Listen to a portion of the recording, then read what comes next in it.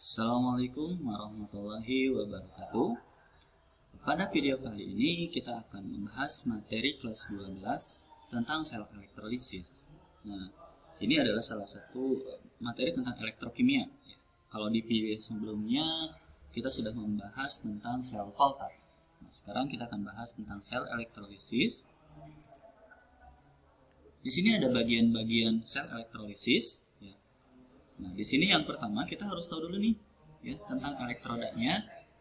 Kata kunci dari sel elektrolisis itu adalah kenape. Apa itu kenape?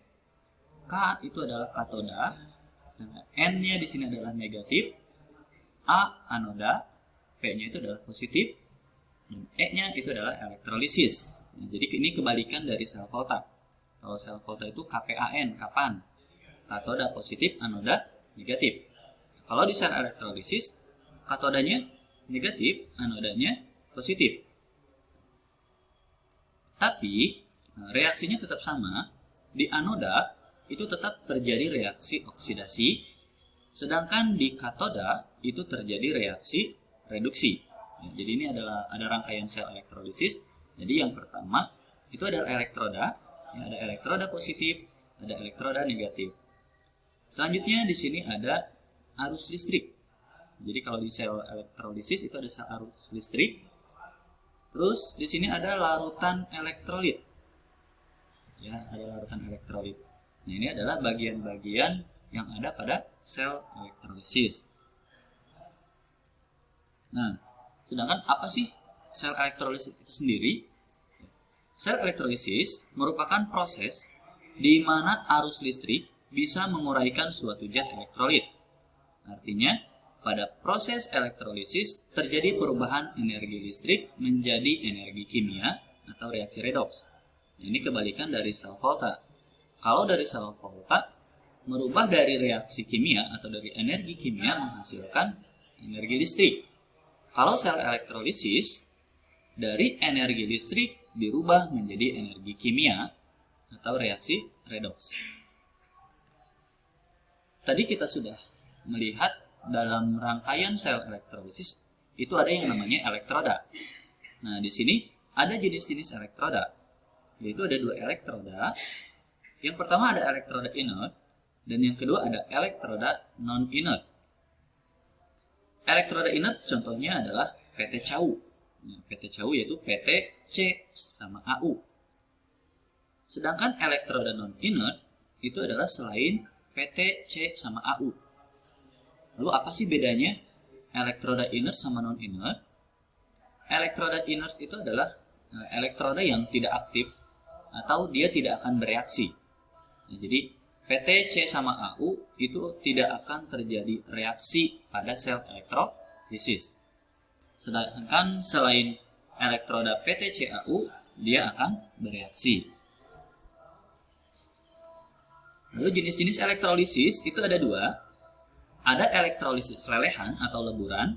Ya, kalau lelehan atau leburan itu tanpa air, ya, jadi tidak ada H2O. Yang kedua ada elektrolisis larutan. Nah, kalau di sini ada H2O, ya. Itu bedanya lelehan atau leburan dengan larutan.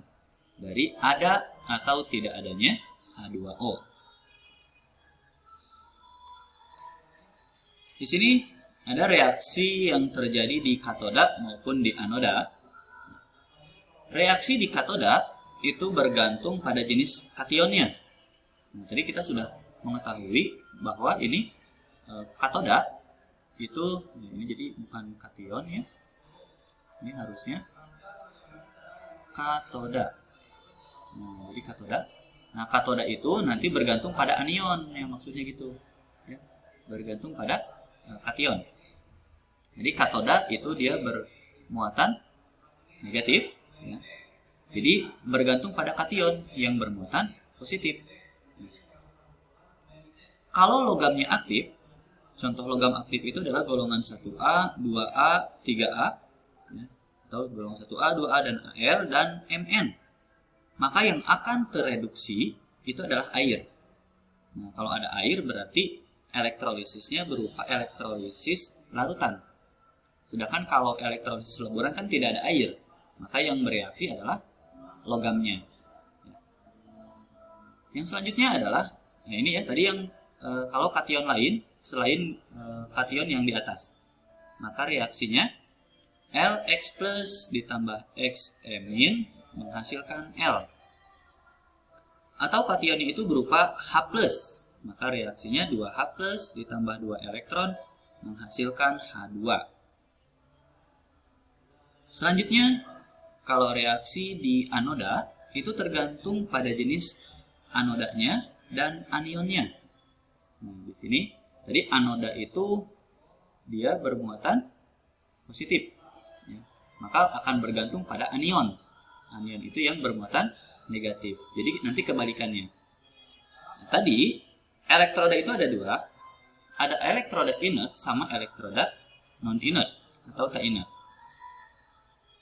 Kalau menggunakan elektroda inert, ya, yaitu menggunakan PTC sama AU, maka reaksi yang terjadi di anoda itu bergantung pada anionnya.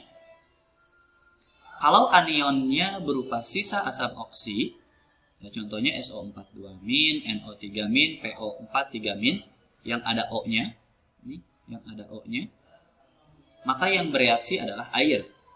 Karena asam oksi itu sukar teroksidasi, ya, maka yang akan teroksidasi adalah air. Nah, reaksinya yang ini 2H2O menghasilkan 4H+ ditambah O2 ditambah 4 elektron. Nah, sedangkan sisa asam lain, ya, selain asam oksi, contohnya Cl-, Br-, I-, atau OH-, maka kalau Cl-, Br- atau I-, reaksinya 2Cl- menghasilkan Cl2 ditambah 2 elektron. Itu kalau Cl. Kalau Br berarti 2Br- menghasilkan Br2 ditambah 2 elektron. Begitupun dengan I, ya, tinggal diganti saja. Tapi kalau OH-, maka reaksinya 4OH- menghasilkan 2H2O ditambah O2 ditambah 4 elektron. Nah, itu kalau misalkan menggunakan elektrodanya inert. Tapi kalau menggunakan elektroda non-inert, ya, selain PTC sama AU, maka yang akan teroksidasi itu adalah anodanya. Maka reaksinya M menghasilkan My+ ditambah Y-. Ya. Jadi nanti dia logamnya golongan berapa? Kalau golongan 2A berarti kemungkinan di sini 2+ ditambah 2 elektron. Nah, untuk lebih jelasnya nanti kita akan bahas di contoh soal. Oke. Sebagai contoh, di sini kita akan mengelektrolisis leburan dengan elektroda inert. Nah, pada elektrolisis leburan Ki digunakan elektroda grafit. Tuliskan reaksi elektrolisisnya. Nah, di sini kita punya leburan Ki. Kalau kita ionisasi jadinya K+ dan I-. Nah, lalu bagaimana reaksi yang terjadi di anoda sama katodanya? Kita sudah tahu bahwa anoda itu adalah positif, maka yang akan bereaksi di anoda itu adalah anionnya. Nah, anionnya di sini adalah ada I-. Ya, pertama ada grafitnya dulu, ya. Ada elektrodanya, ada grafit, terus ada I-. Nah, antara karbon dan I- atau antara grafit dan I-, siapakah yang akan mengalami oksidasi? Nah, di sini yang akan mengalami oksidasi adalah I-, karena si karbon ini adalah elektroda inert, dia tidak akan bereaksi. Maka reaksinya adalah 2I- menghasilkan I2 ditambah 2 elektron. Itu ya. Lalu bagaimana reaksi yang terjadi di katoda yang negatif? Maka tergantung dari kationnya. Kita bandingkan dulu. Kationnya di sini adalah K+. Nah, di sini hanya K+ saja. Karena dia berbentuk leburan. Maka yang terjadi di katoda itu adalah K+ ditambah elektron menghasilkan K. Selanjutnya, contoh yang kedua itu adalah elektrolisis leburan dengan elektroda non-inert. Pada elektrolisis leburan Ki, digunakan elektroda Fe, tuliskan reaksi pada elektrolisisnya. Nah, kita ionisasi lagi. Ki menghasilkan K+ ditambah I-. Nah, di anodanya yang kita bandingkan adalah elektrodanya. Elektrodanya adalah Fe. Selanjutnya ada I-, ya. Karena tadi kan anoda itu positif, maka yang bereaksi adalah yang negatif, ya. Berarti I-nya. Nah, antara Fe dan I-, siapakah yang mengalami oksidasi? Nah, di sini yang mengalami oksidasi adalah Fe, elektrodanya. Karena elektrodanya di sini adalah elektroda non-inert. Jadi kalau elektrodanya non-inert, pasti dia terjadi reaksi oksidasi di anoda. Berbeda halnya dengan tadi yang elektrodanya inert, ya, dia tidak bereaksi. Maka reaksi di anodanya adalah Fe menghasilkan Fe2+ ditambah 2 elektron. Sedangkan di katodanya itu tergantung dari kationnya. Di sini yang menjadi kation adalah K+. Nah, K+ di sini tidak punya pembanding lain, ya, maka reaksi yang terjadi di katoda adalah K+ ditambah elektron menghasilkan K. Ya. Elektrolisis yang ketiga, ini adalah ada elektrolisis larutan dengan elektroda inert. Nah, pada elektrolisis larutan Ki digunakan elektroda grafit. Tuliskan reaksi elektrolisisnya. Nah, kita ionisasi lagi, K+ ditambah I-. Reaksi yang terjadi di anoda. Elektrodanya di sini grafit, kita tuliskan grafit. Terus di sini anionnya adalah I-. Dan yang terakhir, karena di sini berbentuk larutan, maka ada H2O. Nah, antara karbon, I- dan H2O yang mengalami oksidasi adalah I-. Ya, seperti aturan tadi. Jadi kalau ada Cl-, Br-, I-, dan OH-, maka yang teroksidasi adalah mereka.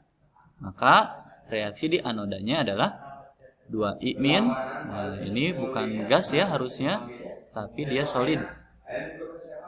Karena I2 dalam suhu kamar dia berbentuk padatan.